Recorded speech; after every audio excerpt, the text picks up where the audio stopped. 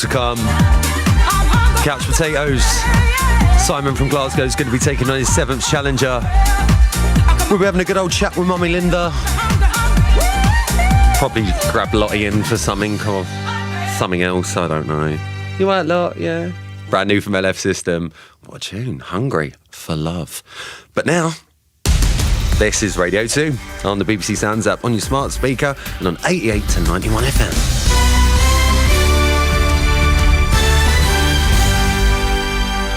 BBC News at 4 o'clock. This is Francis Reid. The government says its decision to allow Octopus Energy to take over its failed rival Bulb will protect consumers and taxpayers. Bulb has been under effective public ownership since it was bailed out last year. Today's agreement will see Octopus pay what it called a 9-digit sum to inherit Bulb's 1.5 million customers. But Paul Lewis, who presents Moneybox on BBC Radio 4, says the government's still likely to be out of pocket. It's spent at least £2 billion already, and the Financial Times this morning is putting the cost to the government at £4 billion. This is a massive intervention. So we'll see what happens, but the important thing is customers have to do nothing. They will be seamlessly moved, we hope, and they will eventually become Octopus customers.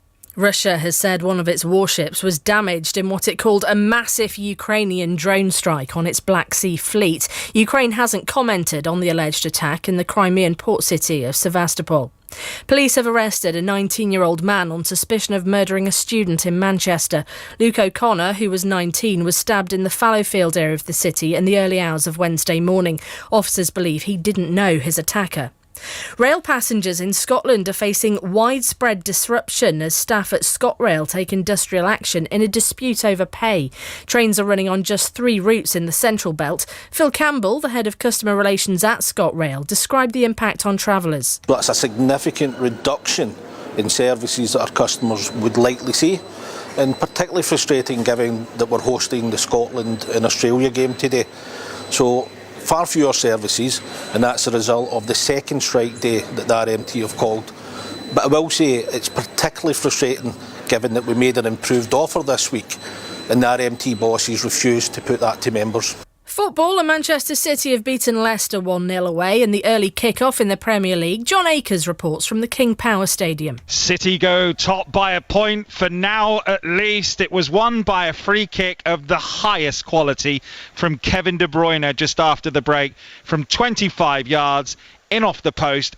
Leicester played 5 at the back and frustrated City. Yes, Ward made saves, but they largely kept them at arm's length. They had their moments on the break too, Leicester. And when they switched to a 4 with 20 to go, they did look a threat. Tielemans hit the bar with a volley. Great save by Edison. Subs Iheanacho and Daka also 4 saves, but they just couldn't find a finish to match their endeavour. And Big Ben will be adjusted back to Greenwich Mean Time for the first time since 2017, when the clocks across the UK are put back an hour tonight. It's been largely silent for 5 years after it was dismantled and repaired in a renovation project. BBC News, it's 3 minutes past 4. Thanks, Francis.